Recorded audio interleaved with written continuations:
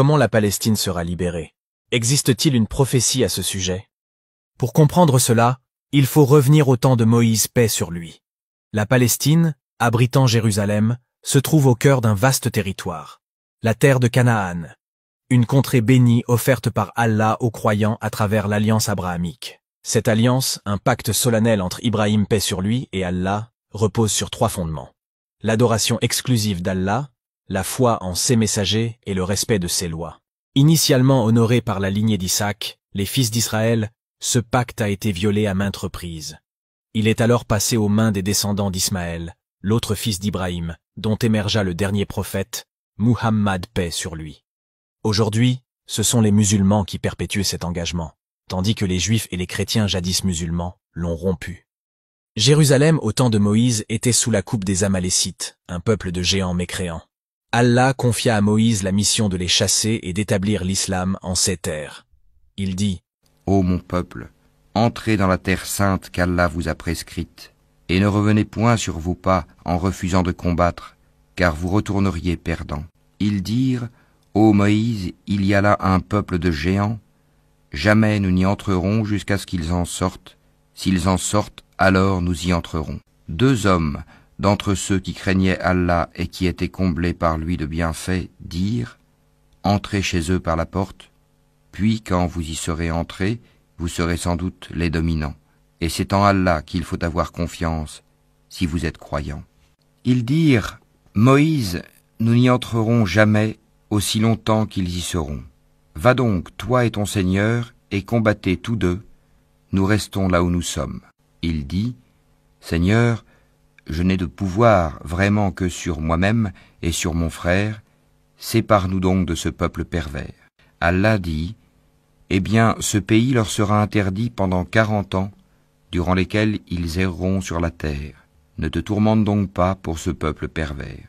Après 4 décennies d'errance emportant Moïse et Haroun, paix sur eux, c'est Josué, Yusha ibn Nun, qui libéra la ville avec les fils d'Israël qui étaient musulmans.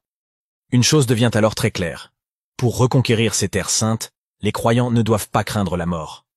À chaque époque où Jérusalem fut conquise par des non-croyants, elle fut reprise par les musulmans. L'Empire byzantin l'a occupée, et les musulmans sous le califat d'Omar l'ont conquis. Les croisés chrétiens ont ensuite pris le contrôle de Jérusalem et Salah ad-Din l'a récupéré. Puis, l'Empire mamelouk et l'Empire ottoman l'a repris et l'a gardé sous son contrôle pendant 400 ans. Ensuite, les Britanniques, en 1917, ont pris le contrôle de la région. Jérusalem fut divisée, et en 67, Israël a pris le contrôle de la totalité de Jérusalem et a établi un état d'apartheid et de persécution envers les Palestiniens. Cela a bien été prophétisé par le prophète paix sur lui, qui a dit ceci : Les nations seront appelées contre vous, comme sont appelés les gens pour manger dans un grand plat. Ils demandèrent : Ô messager d'Allah, serons-nous si peu nombreux à cette époque? Il répondit : Non, vous serez nombreux à cette époque, mais vous serez telle l'écume de la mer. Et Allah retirera des cœurs des ennemis la crainte qu'ils avaient pour vous, et placera la faiblesse dans vos cœurs. Ils dirent : Et qu'est-ce que la faiblesse, ô messager d'Allah? Il dit : L'amour de ce bas monde et la détestation de la mort. Ce hadith rejoint donc le premier constat que nous avons fait. Dans un autre hadith, le messager d'Allah a dit : Si vous pratiquez la inina, type de vente avec usure, et que vous vous accrochez aux queues des vaches, et que vous demeurez satisfait de l'agriculture, et que vous délaissez l'effort dans la voie d'Allah, Allah permettra votre humiliation, et il ne retirera point cet état de vous jusqu'à ce que vous retourniez à votre religion. C'est-à-dire qu'on revienne à la sunna du messager d'Allah, que nous suivions les pas de ses compagnons, que nous délaissions les grands péchés, l'amour de ce bas monde et la crainte de la mort.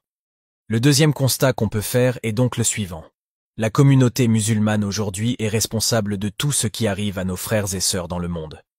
Nos manquements dans la religion nous ont affaiblis aux yeux des mécréants, et l'amour de ce bas monde ont fait naître la crainte de la mort dans nos cœurs. La Palestine ne reviendra pas aux musulmans tant que nous ne reviendrons pas à ceux qui a été descendu sur le messager d'Allah, paix sur lui. Free Palestine, les drapeaux et les pleurs sur les réseaux n'y changeront rien.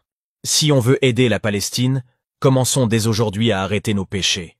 Repentons-nous sincèrement afin que nos invocations puissent être acceptées et qu'Allah retire la faiblesse de nos cœurs. Une fois qu'on aura fait cela, nous serons prêts pour être aux côtés du Mahdi et de Jésus, paix sur eux, quand ils apparaîtront pour montrer au monde ce qu'est l'islam. L'antéchrist qu'ils s'acharnent tant à accélérer la venue, et cette immense armée qu'ils vont lever contre nous, nous les vaincrons et nous les humilierons, comme ils nous ont humiliés.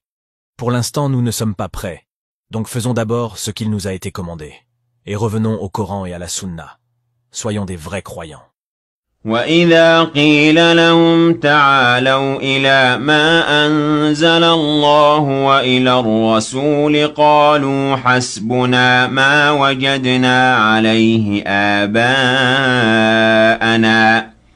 أَوَلَوْ كَانَ آبَاؤُهُمْ لَا يَعْلَمُونَ شَيْئًا وَلَا يَهْتَدُونَ يا أيها الذين آمنوا عليكم أنفسكم لا يضركم من ضل إذا اهتديتم إلى الله مرجعكم جميعا فينبئكم بما كنتم تعملون